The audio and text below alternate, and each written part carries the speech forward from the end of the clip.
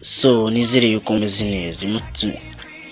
Uyu munsi nje kubereka ukuntu wakora ifoto y'umusitari ukaba wayivugiramo cyangwa ukaba wanashyiraho indi ndirimbo wumva ushaka bitewe n'icyo ukunda.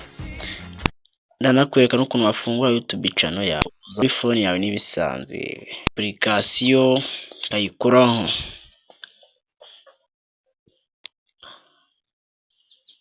Kaza kuri ako ka kabiri kuri kubona ko ndi kukwereka. Wagakoraho dore nk'utu tuntu turyoshye cyane. Ushobora gukoramo utundi tuntu urabibona, ariko wowe kurikira wirebe ko sibyo by'ingenzi. Reka abanza turakomeza turebe ifoto y'umuntu dushaka gukoresha. Turakoresha iyi ndirimbo. Izi ni indirimbo muri kubona zose nizo temihese. Iyi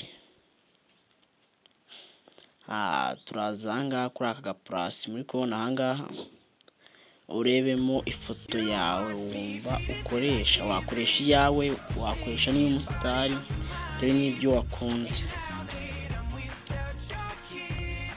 Yisuzaho kuri aka gasaraba uri kubona ahangaha kagakoraho. Kangiye nkoresha yago ntamwenda cyane. Kankoresha yago waza ugakoraho, gategereza akanya gato, ntabwo bitinda ariko bikorwa na network yarinye bigenda gake. Ukaza kamanukaho gatangaha kakoraho. Iyi foto ya yago impande ya plus.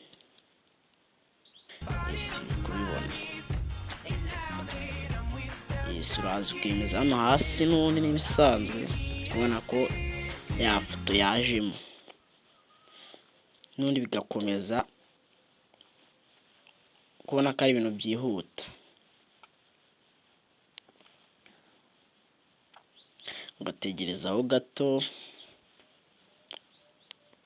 ntabwo biratinda cyane, nta birenze ariko birimo da. Kadutegerezeho. Ngiyi foto ya yago yajemo iri kuvuga neza cyane. Urayisevinga hano, dore ngiyo usavinga kuri aka kantu k'ubururu uri kubona niyo usavingira. Kaza ahangaha none ugashyira ku application ushaka, urubuga ushaka ugukoresha ukarukoraho. Ngizi kujijwa biba ahitamo ushaka bitewe no gukoresha ugiye gupostinga.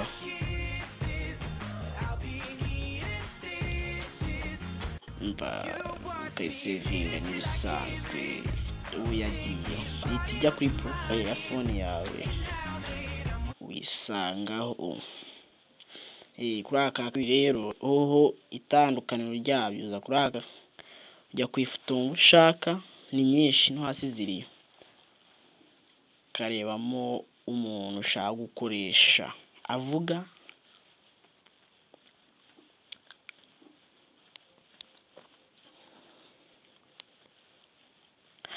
ibyo ushaka. Cyari kadukoresha iyi ngiyi, ariko reka dukoresha iyi ngiyi.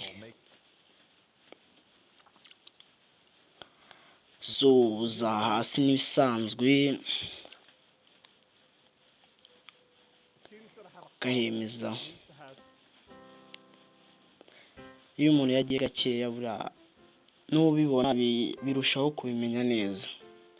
Ukoraho uri kubona ko ari ubuntu butatu. Akambere ni ukwandika, ka kabiri ushobora kuvuga ikintu ushaka ukabyumva, ka gatatu ni indirimbo. Bigakoze tujya mu ndirimbo ukaba waririmbisha undi muntu, ukaba waniririmbisha ubwawe. Ni ibintu biryoshye cyane. Kuri iki reka twandike ngo ukise nguko mukore subscribe. Ndabamukiye ngiye byandika ntabyanditse ngibyo.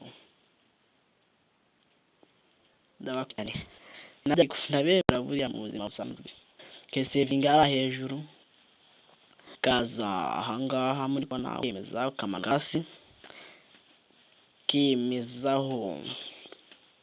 Ni ibintu byoroshye cyane, ugategerezaho gato.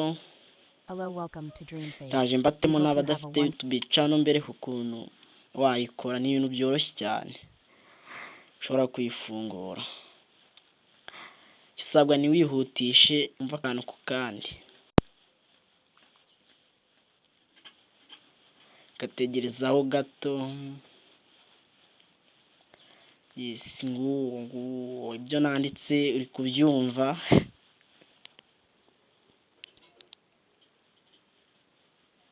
Behera mu buryo ari kubivugamo, ariko uri kubyumva ko ibyo nanditse ari byo ari kubivuga, nibyo ari kuvuga, nta gushidikanya.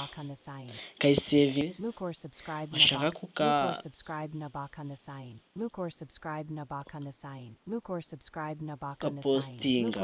Dore ngizi application wumva ushaka ukayikoresha. So dusubireho turebe, noneho tureba ukuntu wavugiramo. Turebe ukuntu wavugiramo, si byose nibyo giye ka kabiri. Genda mbereka uca mu nzira ariko si zigoye, we kurikira uzibone neza, nawe ubashe kubyigisha n'undi muntu utarabimenya. Yesuzaho nisanzwe. Dore ngiyo video ukayikoraho, ukaza aha ukamanza ugafungura. Kubibona bita ubanza ugafungura ukahita uvuga. Mba ndi kuvuga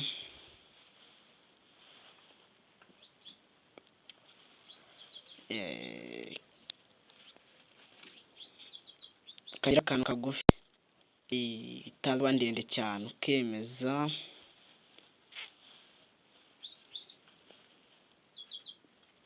Tugere kagufi gaturekera akangaka, si usakara.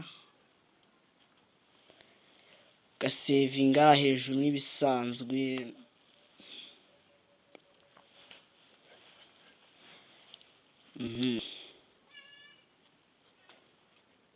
Yacu n'ubundi ubirekekaho gatoya, ntabwo bitinda kujyamo. Ni ibintu biba bitagoye buriya, ntabwo biba nta n'ibirenze biba birimo. Nyamuneka nimba utarakora agasabu kaba gakenewe pe. Ibi bintu biba bigoye cyane, ariko nyine si byo ngombwa kuba bigoye, nuko mba nabishatse, mba ngomba kubata mu tuntu. Gategerezaho gato ugato cyane, ibyo byuzuye. Ntabwo ari ibintu bitinda, ntabwo ari ibintu bigoye. Ngayo aya majwi yacu agiye kujyamo. Mfite amatsiko yo kumva amajwi tugiye kumva. Si ku kibiri gutinda. Mfite amatsiko biri kuntera amatsiko kabisa, ariko birabaye.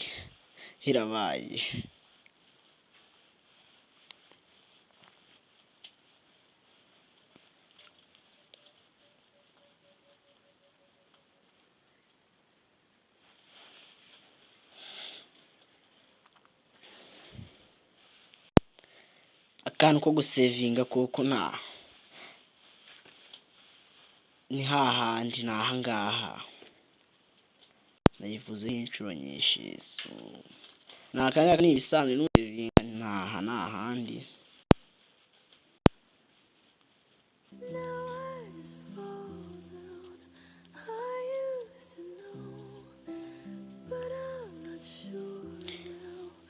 Ukabikora n'ibisanzwe, aya application niyo ushaka ni ibisanzwe, nta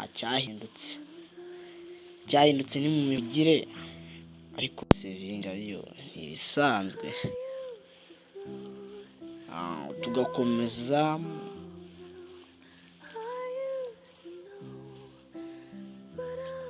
gatoya cyane n'utureba umuziki, mfite amatsiko yo kumva umuziki uri bujyemo, si uwuhera, kanegereze ndebe.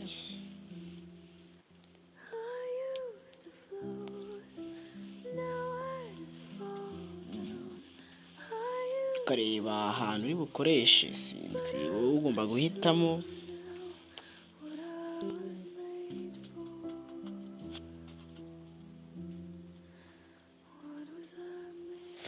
So gato byari bincitseho gato, ariko bibaho mu buzima. Komeze n'ubundi twikomereze, kariya ni akari gaciro, ariko tumereze.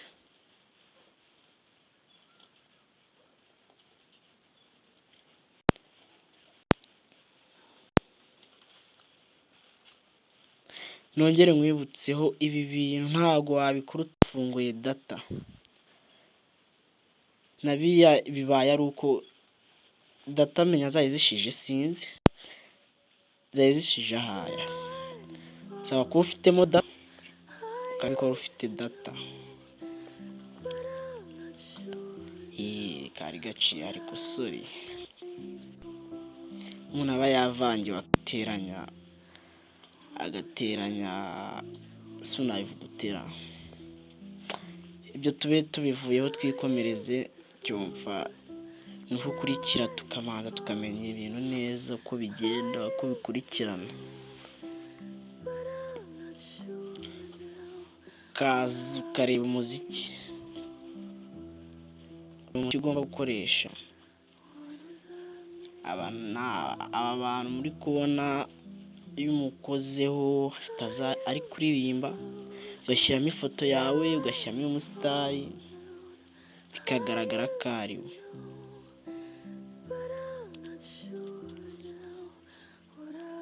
Reka dushyiremo uyu nguyu. Kubona ko basabye kwishyura, ahangaha ni ukwishyura, kubibona ahangaha uba ugiye kwishyura ibyo wakoresheje. Ubu byose uri kubona ahantu, uri kubona ahangaha ari kukwereka, ahangaha utu twose hari n'amafaranga ugomba kwishyura, uhitamo ako ugomba gukoresha ukishyura. Reka nkoresha aka ngaka, kuyabona amafaranga mba nishyuye,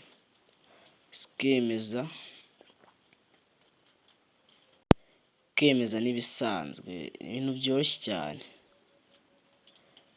N'abashaka mwandike muri komenti icyo mushaka, so tuyikatera,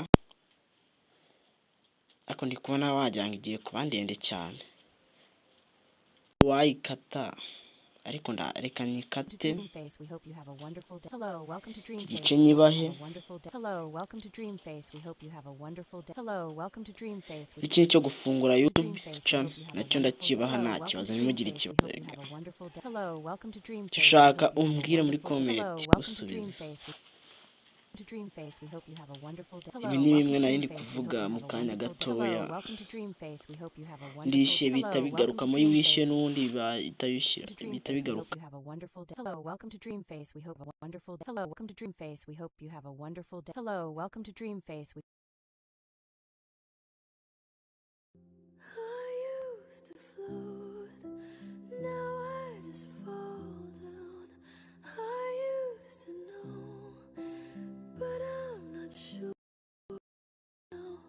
What I was made